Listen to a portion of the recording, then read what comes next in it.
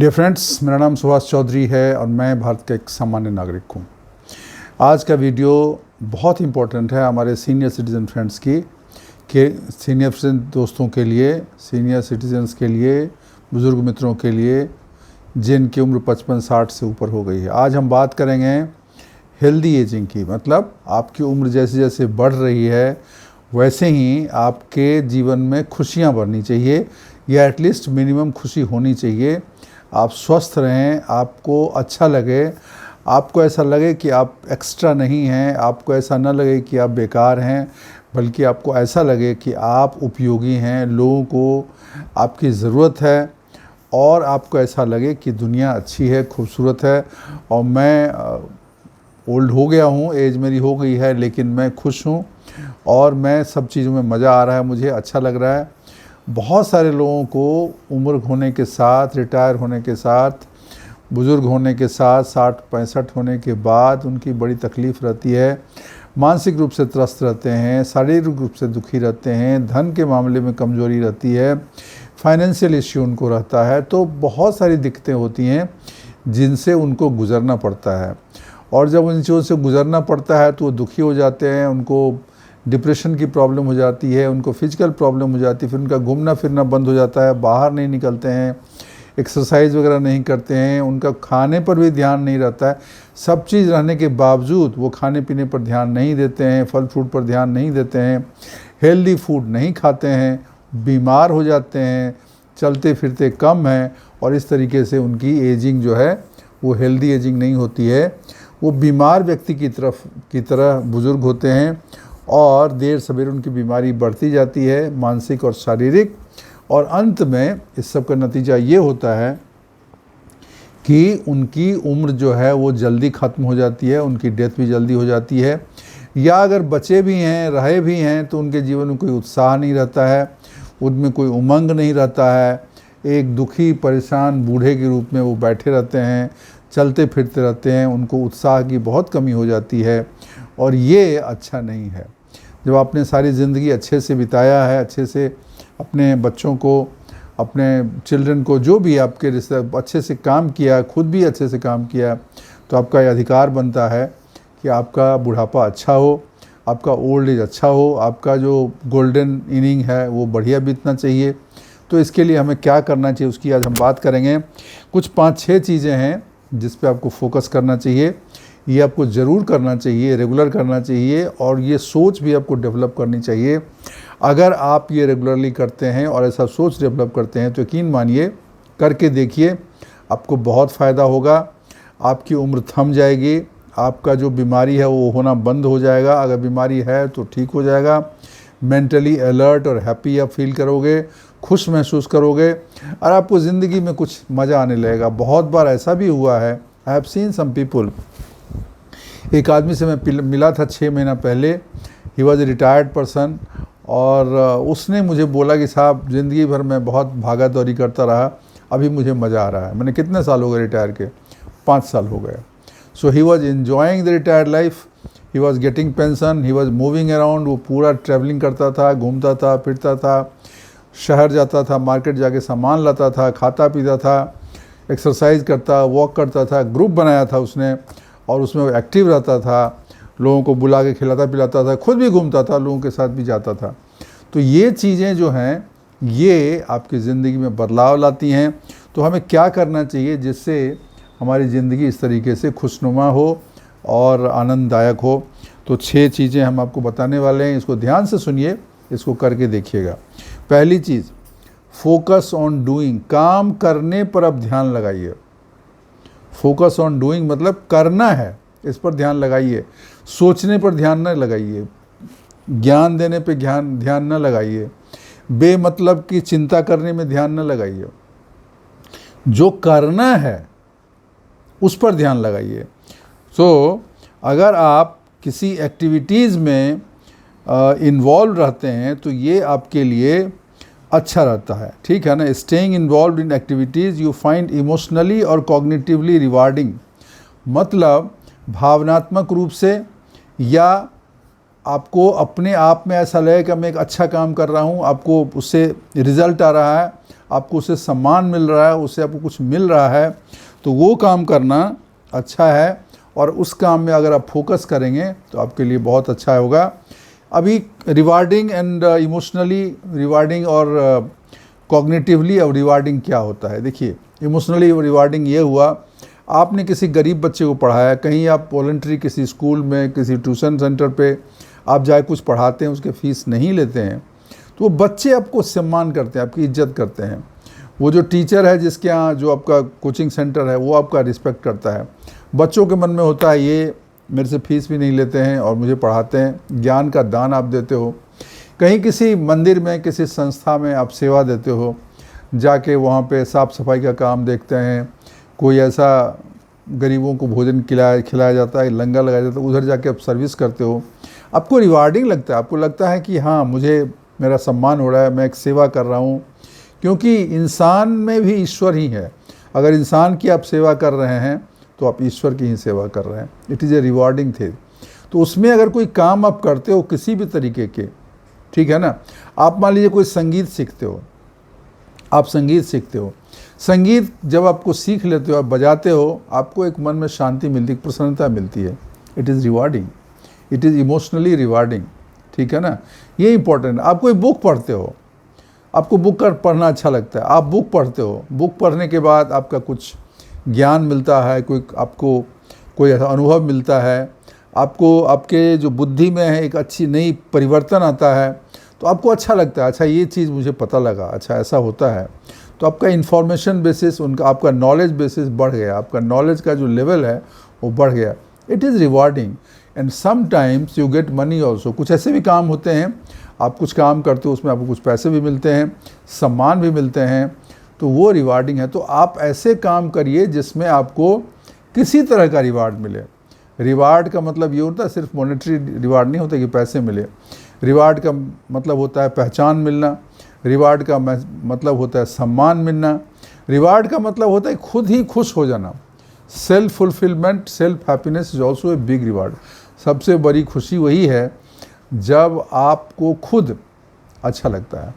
आप जब किसी गरीब इंसान को, किसी भिखारी को, जो सच में भिखारी है, खाने की बहुत तकलीफ, उसको बिठा के किसी रेस्टोरेंट में खिलाइए।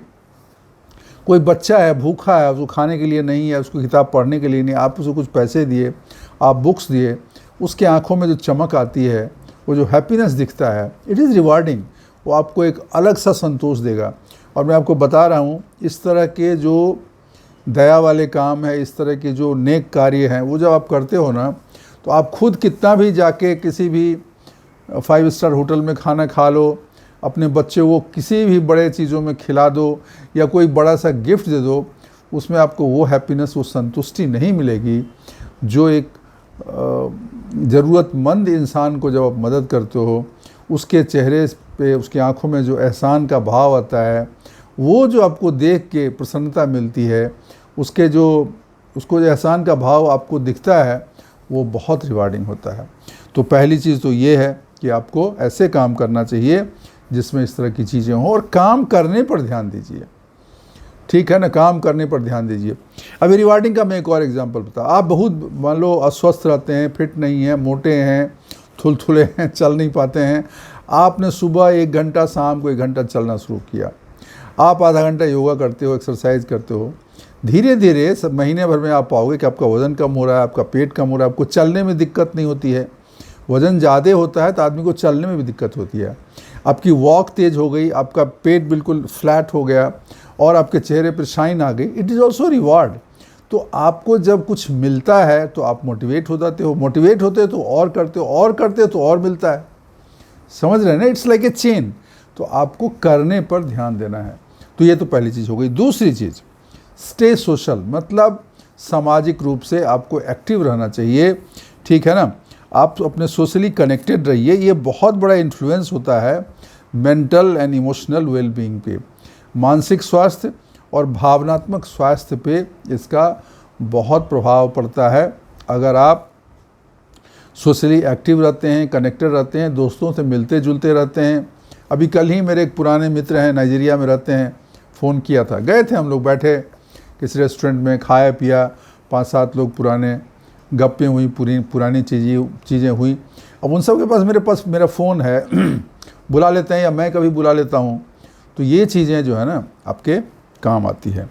तो ये आपको सोशली आपको एक्टिव रहना बहुत ज़रूरी है, इससे आपकी हैप्पीनेस बनी रहती है, ठीक है ना। जो सोशली एक्टिव रहते हैं, ठीक है ना, एज के साथ उनकी हैप्पीनेस बढ़ती है, घटती नहीं है। तो और एजिंग उनका कम होता है, मतलब बुढ़ापा उनको धीरे धीरे आता है, कम आता है। तो ये बहुत ज़रूरी है कि आप सोशली एक्टिव रहें, बहुत इम्पोर्टेंट है। तीसरी चीज़ है वॉलंटियर, स्वयं सेवा, मतलब खुद से कहीं जाके सेवा करना। आप किसी सोसाइटी में रहते हैं, किसी समाज में रहते हैं, किसी गांव में रहते हैं, किसी परिवार में रहते हैं, वहाँ पे काम आते रहते हैं। कोई काम आ गया, अब आप बोलो, अगर कोई करने वाला, आप बोलो मैं कर देता हूँ, मैं हेल्प कर देता हूँ, मैं ये काम, क्योंकि आपकी भी कुछ खूबियाँ होंगी। आप अगर टीचर होंगे, या कहीं आपने जॉब की होगी, या कोई आपका कनेक्शन होगा, या कोई और भी चीज़, जो भी आपका काम कर सकते हैं, उसमें आपको आगे आके खुद से काम करना चाहिए।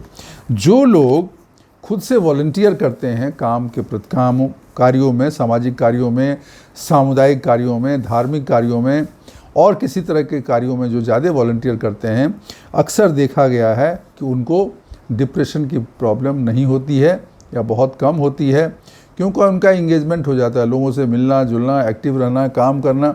तो volunteer is also one way to create happiness in your life. Volunteer में क्या होता है, आपको पैसे नहीं मिलते हैं, लेकिन आपको काम करने का मौका मिलता है, सेवा करने का मौका मिलता है। और ईश्वर का ये बहुत बहुत बड़ी कृपा होती है, और किसी इंसान को किसी संस्था में जाके सेवा करने का मौका मिलता है, या कहीं भी किसी की मदद करने का मौका मिलता है। आप ये मत सोचिए कि मैं मदद कर रहा हूँ, आप ये सोचिए कि ईश्वर आप पर कितना कृपालु है, कितना आप पर नज़र है कि आपको ये सेवा करने का मौका दिया, और आपको ये ज्ञान दिया कि आपको सेवा करना है। सब कुछ वही करता है। तो आपकी जो बुद्धि है, बुद्धि को भी वही चलाता है। बुद्धि सन्मार्ग पे चलेगी या कुमार्ग पे चलेगी, सही रास्ते पे चलेगा, गलत रास्ते पे चलेगा, सही काम के लिए चुनेगा, गलत काम को चुनेगा। ये ईश्वर की कृपा से होता है, और ये तब उन्हीं पे कृपा बरसती है जो सही काम करते हैं। तो ये अगर आप करते हो, तो ये आपको वॉलंटियर करने से आपको बहुत फ़ायदा होगा।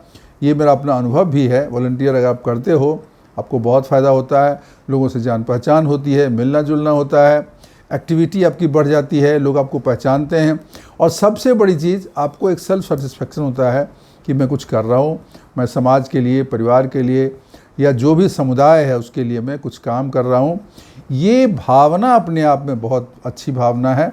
ये भावना बहुत सेटिस्फाइंग भावना है, बहुत संतोष प्रदान करने वाला भावना है, और ये भावना आपकी हैप्पीनेस को बढ़ा देगा, आपकी एजिंग को रोक देगा, आपके बुढ़ापे की यात्रा को धीमा कर देगा, आपके चेहरे की शाइनिंग बनाए रखेगा, और ओवरऑल आपको मेंटली एंड फिजिकली हैप्पी रखेगा। तो वॉलंटियरिंग की बात हो गई। चौथी चीज़ हम बात कर रहे हैं नॉलेज, मतलब ज्ञान इकट्ठा करते रहिए। ज्ञान कभी व्यर्थ नहीं जाता है, मैं आपको बता दूं। किसी तरह का ज्ञान वो आपको व्यर्थ नहीं जाता है, क्योंकि अब जो ज्ञान आपको जब मिलता है, जब आप कोई पुस्तक पढ़ते हो, कुछ सुनते हो अच्छी चीज़, जिससे आपका ज्ञान बढ़ता है, तो ज्ञान सिर्फ ब्रेन में जमा होता है ऐसा नहीं है। ज्ञान अगर ज़्यादा होता है तो आपके व्यक्तित्व का भाग बन जाता है, आप इवॉल्व होते हो, क्योंकि ज्ञान जब आपको मिलता है तो आप सोचते हो, विचारते हो, और अक्सर बहुत बार अगर उस तरह का ज्ञान रेगुलर मिले तो आदमी फिर एक्शन में भी चला जाता है, फिर वो काम भी करता है, अच्छे काम, सक्सेसफुल काम भी करता है। तो ओवरऑल धीरे धीरे ज्ञान जो है आपके व्यक्तित्व को बढ़ा देता है, आपकी एजिंग को स्लो कर देता है, और हर इंसान को चाहिए कि लाइफ लॉन्ग लर्निंग करता रहे। ज़िंदगी का मतलब ही है सीखना, और ज़िंदगी का मतलब ही है चलना। मूव करते रहिए, लर्न करते रहिए, मूव करते रहिए, चलते रहिए और सीखते रहिए। मूव करने का मतलब नॉट नेसेसरीली कि सिर्फ कदम ताल की बात नहीं कर रहा हूँ।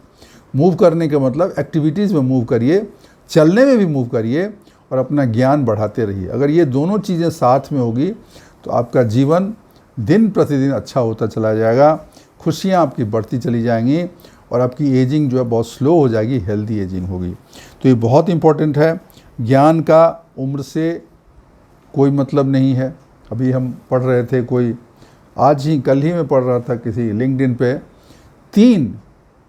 तीन सीनियर सिटीजन 68, 65 एंड 63 इस उम्र के लोगों ने नीट क्वालिफाई किया।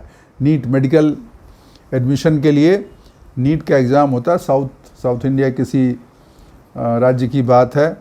3 लोगों ने, तीनों मित्र थे, उन्होंने नीट का एग्ज़ाम दिया। वो ऑलरेडी कोई लॉयर है, कोई कुछ है, अब उन्होंने नीट का एग्ज़ाम दिया, उन्होंने सरकारी कॉलेज में, मेडिकल कॉलेज में एडमिशन लिया। अब आप सोचिए, जब लोग 60 की उम्र में रिटायरमेंट की बात करते हैं, 55 की उम्र में रिटायरमेंट, अभी मैं नहीं करूँगा, बहुत हो गया, उस वक्त, उस उम्र के बाद 65-70 की उम्र में कोई इंसान मेडिकल कॉलेज में नाम लिखा के डॉक्टर बनना चाह रहा है, उसकी इच्छा देखिए, उसकी जिजीविसा देखिए, उस एग्ज़ाम को पढ़ने के लिए उसने कितना मेहनत की होगी और उसको क्वालिफाई किया। मतलब यू सी, इसीलिए बोलते हैं ना कि उम्र का कोई मतलब नहीं है। कोई बोलेगा इस उम्र में कहाँ सीख सकता है, लेकिन उसने प्रूव कर दिया, he got admission and I am sure admission के बाद वो डॉक्टर भी बन के निकलेगा और वो अच्छा डॉक्टर बनेगा। तो ये जो है ना, ज्ञान का कोई अंत नहीं है, उसको सीखते रहिए, करते रहिए, जीवन आपका बढ़ता रहेगा। उसके बाद हो गया गुड सेंस ऑफ ह्यूमर। अपना सेंस ऑफ ह्यूमर आपको अच्छा रखना चाहिए। और सेंस ऑफ ह्यूमर का क्या होता है, किसी चीज़ में ह्यूमर देख लेना। बहुत लोग दूसरे का मजाक उड़ाते हैं, बेस्ट ह्यूमर पार्ट ये है, आप अपना ही मजाक उड़ाइए। आप में कुछ कमियां हैं, आप बोलिए और हंसिए, दूसरे भी हंसेंगे, आप भी हंसेंगे। अपने पे हंसना, अपना मजाक उड़ाना नहीं, अपने पे हंसना मतलब इट नीड्स करेज। ह्यूमर का मतलब होता है कि कैसा भी स्ट्रेस हो, कैसा भी दुख हो, कितनी परेशानी हो, जिसको सेंस ऑफ ह्यूमर है वो एक राजा है, क्योंकि वो महा दुख में भी वो हंस सकता है, खुश रह सकता है।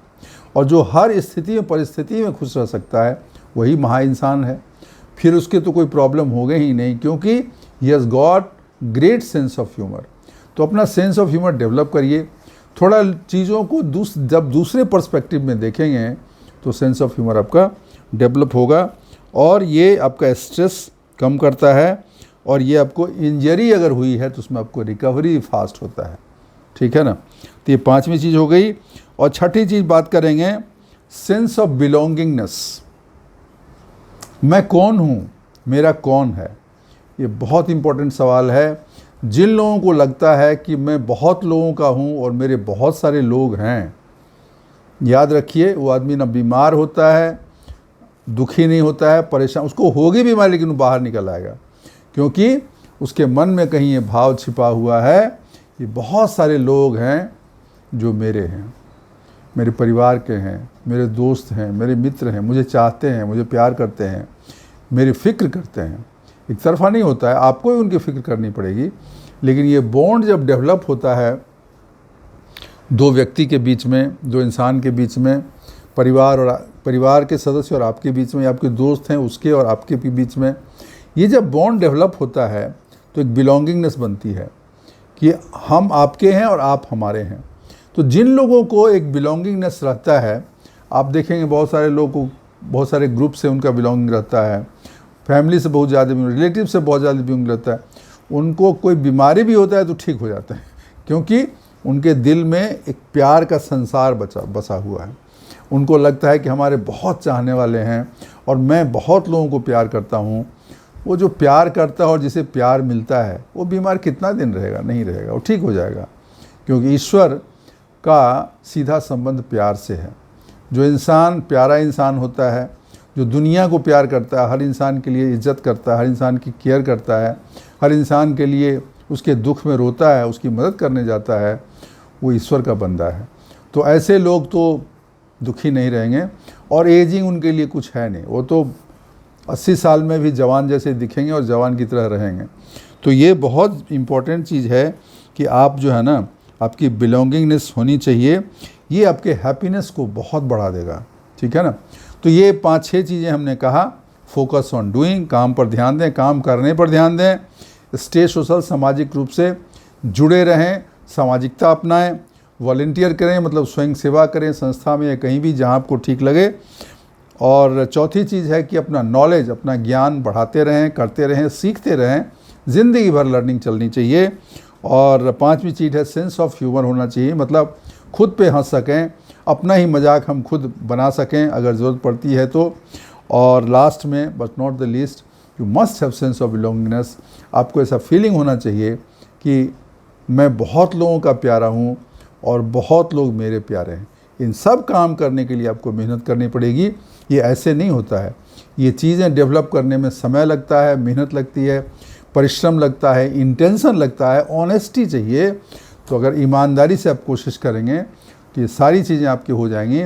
और जब ये सारी चीज़ें हो गई, आपका जीवन खुशनुमा हो जाएगा, आपके जीवन में कोई गम कोई दुख रहेगा ही नहीं। दोस्तों, इन चीज़ों को अपनाइए और अपने बुढ़ापा को खुशनुमा, खूबसूरत और मज़ेदार बनाइए। आज के लिए बस इतना ही।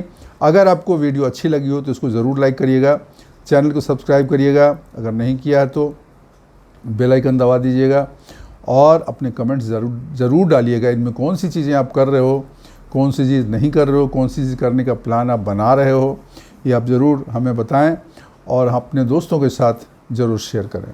थैंक यू, शुक्रिया, धन्यवाद।